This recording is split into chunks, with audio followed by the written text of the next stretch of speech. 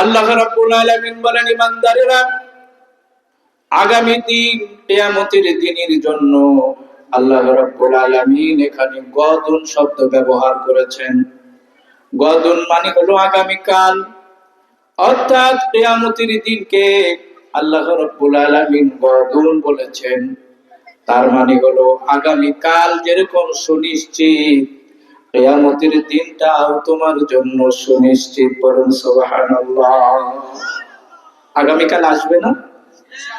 আল্লাহ রাব্বুল আলামিন এই জন্য এখানে কিয়ামতের দিন বুঝাইতে গিয়া কদুম শব্দ ব্যবহার করে ইমানদারদেরকে জানায়া দিয়েছেন, আল্লাহর বান্দারে, সূর্য ডুবে গেছে, আগামীকাল যেরকম সূর্য আবার উঠবে, এটা যেরকম সুনিশ্চিত জেনে রাখো, কিয়ামতের দিনটা তোমার আমার জন্য সুনিশ্চিত। আজকের দিনের পর আগামীকাল যেরকম আর বেশি দূরে নয়। আল্লাহ রাব্বুল আলামিন বোঝান, বান্দারে, কিয়ামতের দিনটাও তোমার জন্য বেশি দূরে নয়, যে কোনো সময় যে কোনো মুহূর্তে এসে হাজির হয়ে যেতে পারে। সুবহানাল্লাহ, ঠিক কিনা বলেন? আল্লাহ রাব্বুল আলামিন বলেন, সেই সুনিশ্চিত কিয়ামতের দিনের জন্য তুমি কি পাঠিয়ে দিয়েছো একটু ভেবে দেখো। কারো বয়স 60, কারো বয়স 70, কারো বয়স 40, কারো বয়স 30, কারো বছর 50, কিন্তু মৃত্যু কার কখন আসবে আল্লাহ ছাড়া পৃথিবীর আর কেউ জানে না।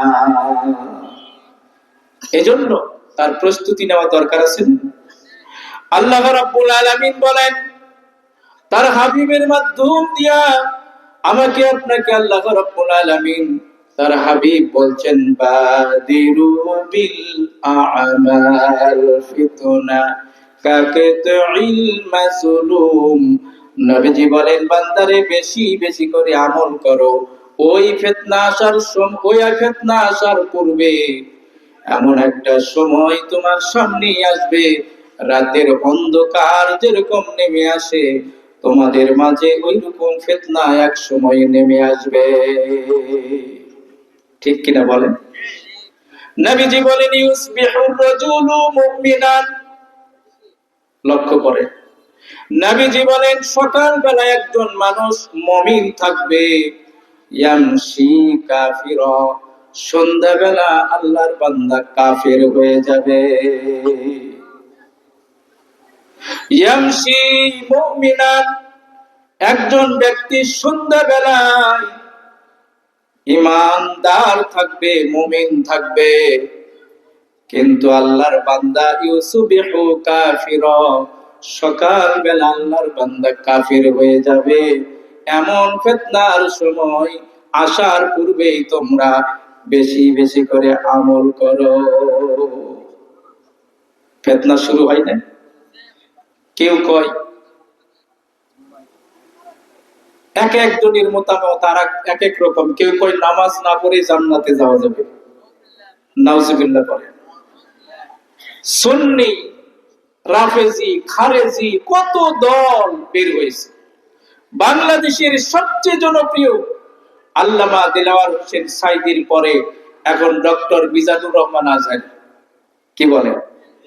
এর বিরুদ্ধে আজকে দেখেন, মাজার পূজারী একজন বলছে, মিজানুর রহমান আজহারীর মাথাকে 3 টুকরো করে যে আনতে পারবে তাকে 10 লক্ষ টাকা পুরস্কার দেওয়া হবে। নাউজুবিল্লাহ বলবেন না? ফিতনা বাড়ছে না কমছে? আমার বন্ধুগণ, নবীজি বলেন, সেই দিন আসার পূর্বে তোমরা বেশি বেশি করে আমল করো। ইয়াবিউ দীনাহু বিআরজি মিনাদ দুনিয়া, এমন একটা সময় আসবে মানুষ দিনকে বিক্রয় করে দিবে দুনিয়ার পরিবর্তে। ঠিক কিনা বলেন? টাকা পাইলে ভোট বিক্রি করে খায়, আছে না?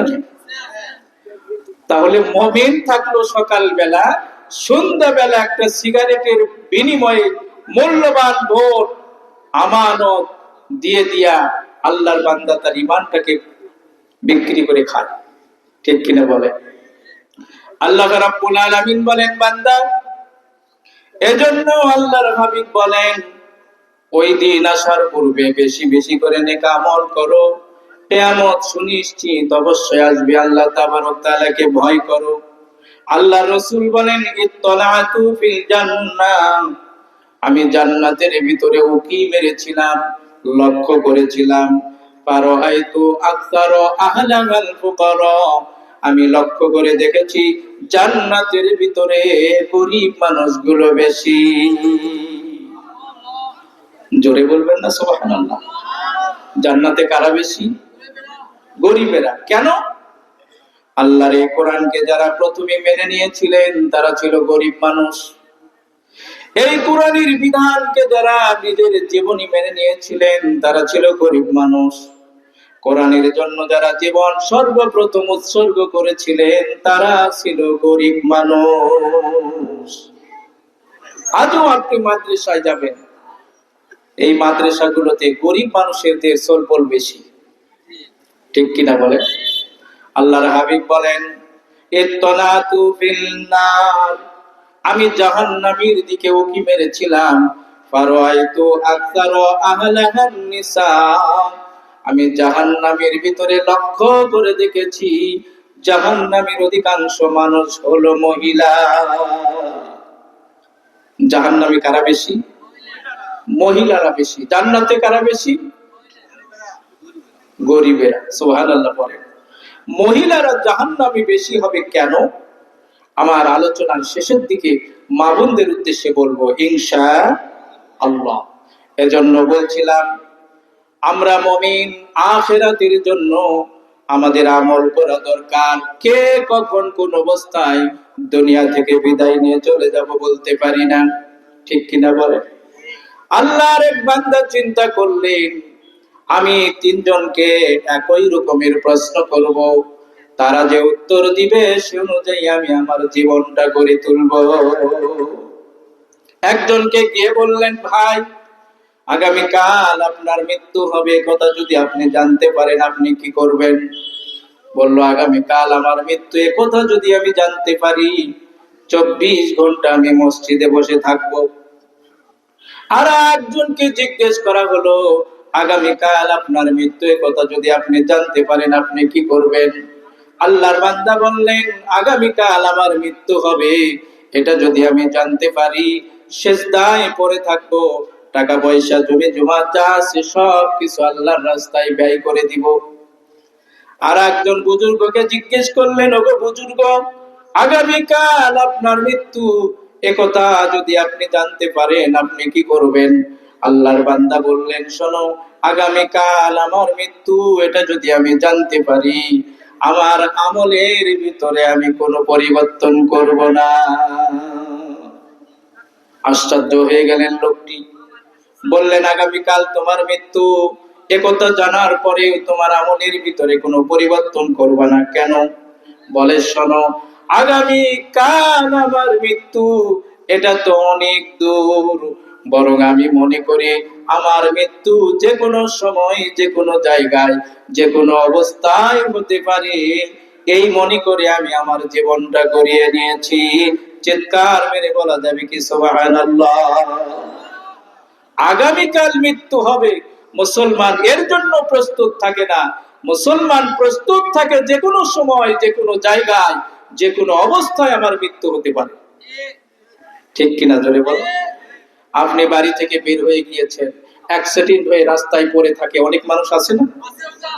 এমন নজির অনেক রয়েছে। এজন্য একজন মুসলিম সর্ব অবস্থায় মৃত্যুর জন্য প্রস্তুত থাকবে। আদ-দুনিয়া ওয়া মাজরাআতুল আখিরা, আখিরাতের ক্ষেত হলো দুনিয়া। ঠিক কিনা বল? এখানে যে যে কর্ম করবে সেই অনুযায়ী আখিরাতে তাকে তার প্রতিদান দান করা হবে।